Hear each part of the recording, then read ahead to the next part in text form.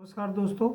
पिछले दिनों मैं एफपीओ के बहुत सारे साथियों को ट्रेनिंग दे रहा था, जिसमें एफपीओ के सीईओज थे, डायरेक्टर थे और कुछ उनके शेयर होल्डर किसान थे।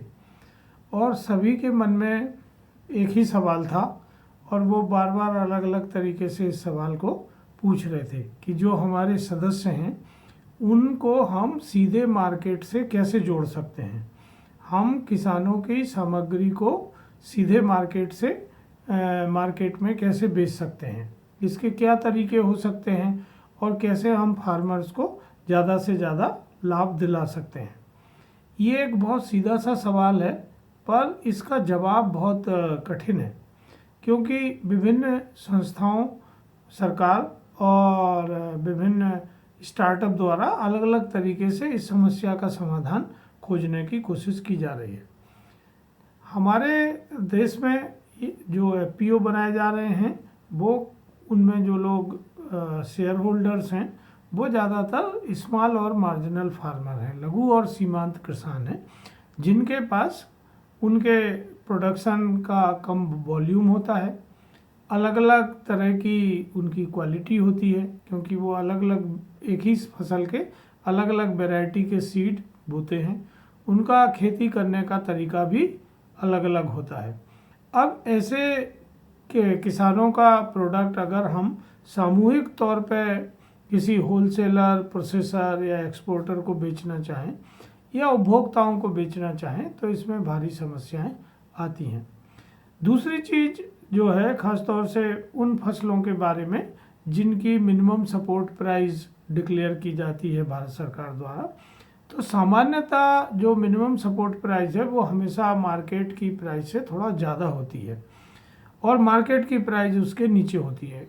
कई बार जब कमोडिटी की कमी होती है और मांग ज़्यादा होती है तब कमोडिटी की support price, minimum support price कम हो जाती है और मार्केट की प्राइस बढ़ जाती है। पर ज़्यादातर केसेस में जो देखा गया है कि जो एमएसपी है, मिनिमम सपोर्ट प्राइस है, वो हमेशा हायर रहती है। तो जो हमारे एफपीओ के साथी हैं उनके सामने ये चैलेंज रहता है कि जो मार्केट में ख़रीदार हैं वो एमएसपी का रेट नहीं दे रहे हैं, तो उनके जो साथी किसान हैं, उनके जो सदस्य किसान हैं, शेयर होल्डर किसान हैं, वो अपने प्रोडक्ट को बेचने में सहमत नहीं होते हैं, क्योंकि उन्हें लगता है कि उनको कम कीमत मिल रही है।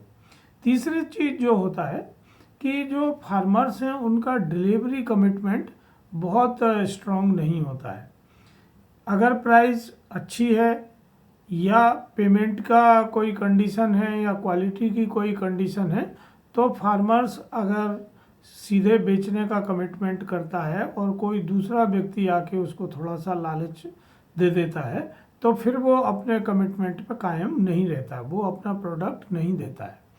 मेरे कुछ साथी हैं जो एफपीओ का मटेरियल लेके डायरेक्ट कंपनियों में बेचते हैं, होलसेलर और प्रोसेसर्स को। जब आप होलसेलर, प्रोसेसर या एक्सपोर्टर को बेचते हैं तो उनको आपको पहले से नोट कराना पड़ता है कि आप कितनी क्वांटिटी उनको कब उपलब्ध कराएंगे। और जब आपके किसान वो कमिटमेंट पूरा नहीं करते हैं और वो कमोडिटी आप उनको नहीं दे पाते हैं तो ये कंपनियां सामान्यतः आपके ऊपर फाइन लगा देती हैं। और ऐसा हमारे एक साथी ने बताया कि पिछले साल उन्होंने लगभग 20 लाख रुपए फाइन के तौर पे जमा किए हैं कंपनी में। तो फार्मर का कमिटमेंट बहुत स्ट्रांग ना होने के कारण भी एफपीओ को ये समस्या रहती है कि वो आगे कमिटमेंट नहीं कर पाते हैं।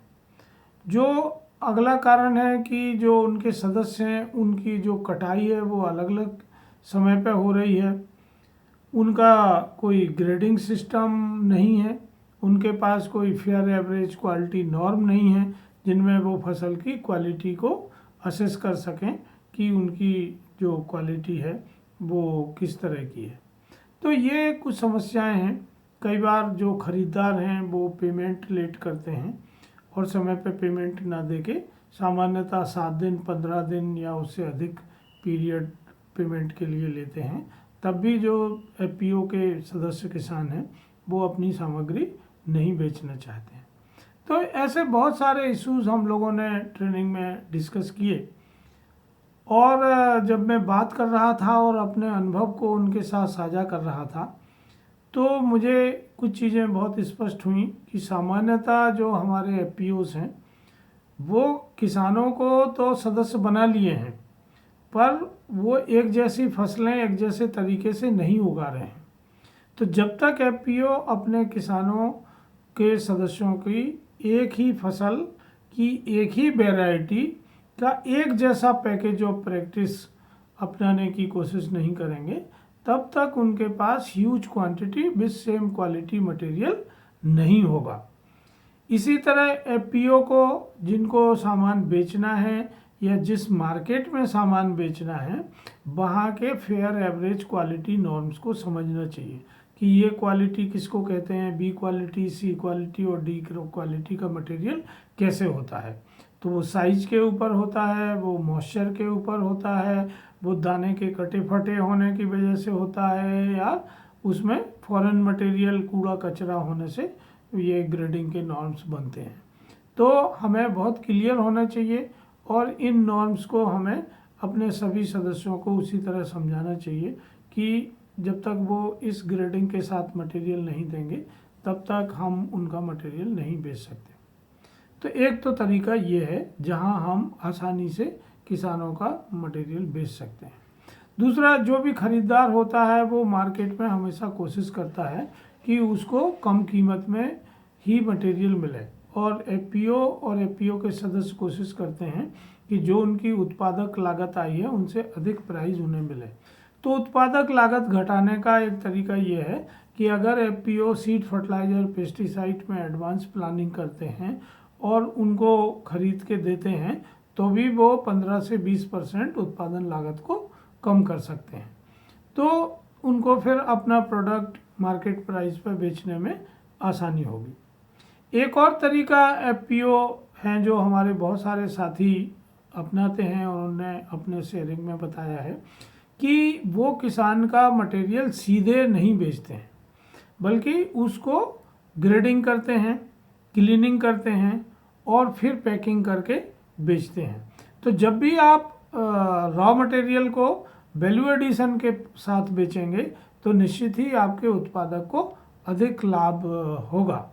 तो अगर हमारे किसान एफपीओ साथी अपने यहाँ क्लीनिंग, ग्रेडिंग, पैकिंग के यूनिट लगाते हैं, सॉर्टेक्स लगाते हैं जिसमें कलर सॉर्टेक्स है या दूसरे तरह के सॉर्टेक्स हैं जो मिट्टी कचरे को अलग करते हैं, इन सब के उपयोग से आप अपने सदस्यों की फर्स्ट लेवल की ग्रेडिंग कर सकते हैं या फर्स्ट लेवल की प्रोसेसिंग करके फिर मार्केट में अगर आप उनके प्रोडक्ट को बेचते हैं तो निश्चित ही आपको एमएसपी से ज़्यादा पैसा मिलेगा, क्योंकि एमएसपी से जो अगर आप ज़्यादा प्राइस लेना चाहते हैं तो आपको इन तरीकों को अपनाना चाहिए।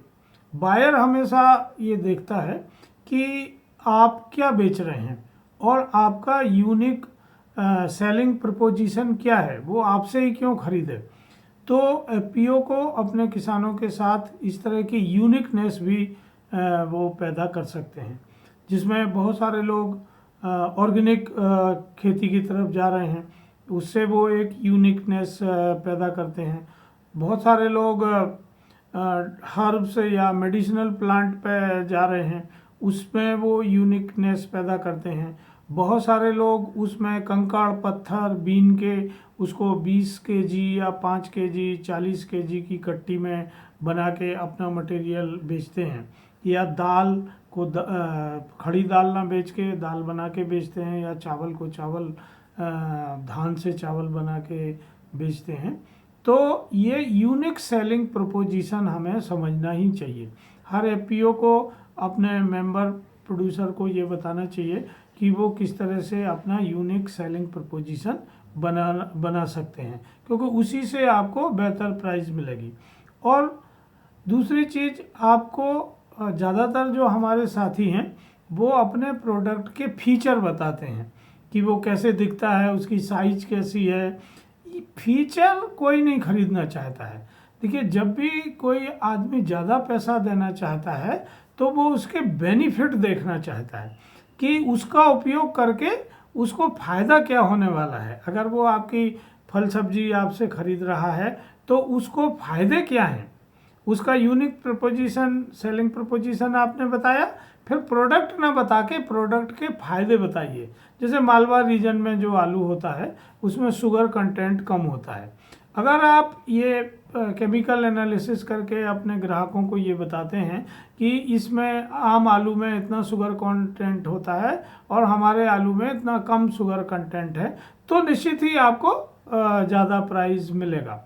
तो हमेशा आप जब बेचने जा रहे हैं तो कोशिश करें कि आप अपनी उत्पाद का बेनिफिट बेचें, उसके लाभ बेचें, तो आपको ज़्यादा फायदा इसमें मिलेगा। और अगर इसमें आगे और कोई मदद आप चाहते हैं तो हमारी ई फसल कंपनी प्लेटफॉर्म से जुड़ के भी आप इसमें सपोर्ट ले सकते हैं। धन्यवाद।